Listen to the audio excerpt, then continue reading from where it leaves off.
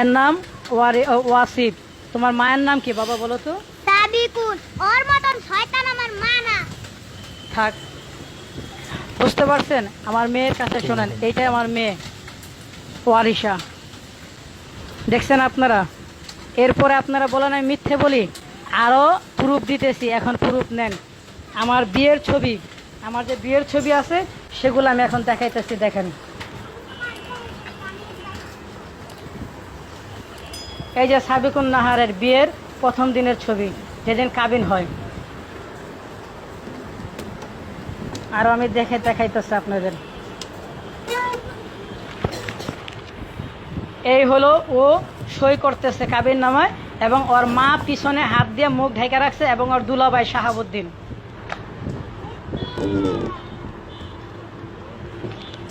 এই যে সাবিকুন নাহার লাল শাড়ি পরা, আর আমার ভাগ্নির সাথে, আমার ভাগ্নির নাম অনু, এই উপর আমার বাবার ছবি।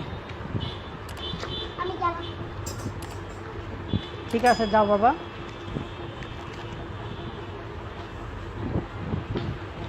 এই যে সাবিকুনের ছবি আর আমার ছবি, দেখেন। এই যে আমি আর সাবিকুন, যে এখন আদনান তাহার স্ত্রী, যে আদনান তাহার স্ত্রী এখন, কিন্তু সে আদনান তার হইল তৃতীয় স্বামী। সাবিকুন নাহার তার প্রথম স্বামী আমি, তার দ্বিতীয় স্বামী মোহাম্মদ সিরাজ, যে একজন তেল ব্যবসায়ী চট্টগ্রামের। এখন তার তৃতীয় স্বামী হইল আদনান তাহা। আমি তো তার সম্বন্ধে আদনান তাহা তার সম্বন্ধে কিছু বলতে চাই না, জানিও না তার সম্বন্ধে, বলারও প্রয়োজন নেই। আমি বলি মিডিয়া বা ফেসবুক বা ইউটিউব যেভাবে সাবিকুন নাহারকে নিয়ে বলতেছেন, তার চোখের জল দেখে আপনাদের চোখের জল পড়া যায়। যার কথা শুই না সে বিদেশ চলে যাবে তার স্বামীকে নিয়ে, আহা হা, তার কি মহব্বতের কথা আপনারা শুই না, তার কথায় আপনারা পড়ে গেছেন। ওই যে বলের একটা কথা আছে, মাগুর মাছের অশ্রু, ঠিক আছে? তা ওর অশ্রুর ভিতরে যাবেন না। আমি খারাপ, একটি স্বামী, প্রথম স্বামী খারাপ, দ্বিতীয় স্বামী খারাপ, তৃতীয় স্বামী এখন ভালো, কারণ তার টাকা পয়সা আমাদের চাইতে অনেক।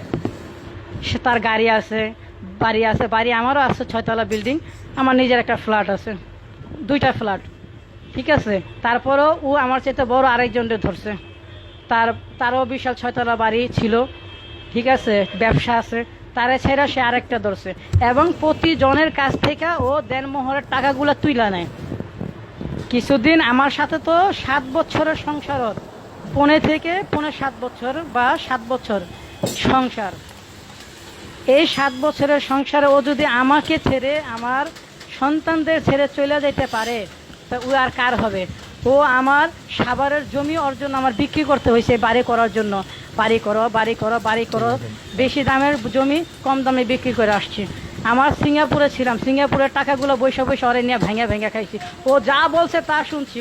ও আমারে নিয়ে এক এক জায়গায়, আমার বাসা ভালো না, আমার বোন ভালো না, মা ভালো না, ঠিক আছে, ওদের বাসায় যাইতাম, ও থাকতাম ওইখানে 6 মাস 3 মাস, ভাড়া হিসাবেও 5তলা ভাড়া হিসাবেও আমার রাখছে। আমি সেখানেও গেছে ভাড়া দিয়ে থাকি। ও এইভাবে করে আমার না চাইছে, যাক না চাইছে ভালো কথা। যেদিন আমি জানতে পারি বা ওর মুভমেন্ট আমি দেখি খুব খারাপ, যখন ছাড়াছাড়ি হবে, তারপর মুভমেন্ট দেখে একসময় ছাড়াছাড়ি হয়, আমার সাথে দুর্ব্যবহার করে, ওর মায়ের বাসায় 1 সপ্তাহ চলে যায়।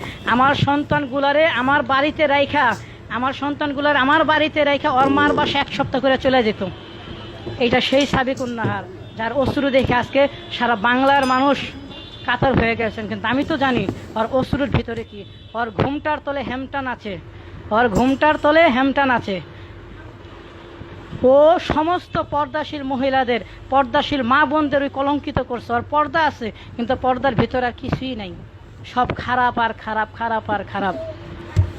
আজ আমি এই জন্য এই কথাগুলো বলতেছি। ওরে নিয়ে অনেকে নাচানাচি করতেছেন, ওরে নিয়ে নাচানাচি করেন না ভাই, আদনান ভাইকে নিয়ে নাচানাচি করেন। উনি গুম হয়েছে, কি হয়েছে, ওনারে খুঁজুক, আমরা দোয়া করি আল্লাহ পাকের কাছে, এ আল্লাহ উনি ওই 4 জন যারা আছে তাদের যার যার মায়ের সন্তান তার কাছে ফিরে পাক। কিন্তু সাবিকুন নাহারকে নিয়ে, ওর স্ত্রীকে, এই আদনানের স্ত্রীকে নিয়ে বা আমার প্রথম স্ত্রীকে নিয়ে এত লাফালাফি করার প্রয়োজন নেই আপনাদের, কারণ আপনারাও হয়তো ওর সম্বন্ধে জানেন না, আমি জানি ওর সম্বন্ধে। প্রয়োজন হইলে আমার সাথে কথা বলতে পারেন, ওর সম্বন্ধে জানার হইলে আমার সাথে কথা বলতে পারেন। আমার নাম্বারও আমি দিয়ে দিতেছি 01986205 651 01986205 651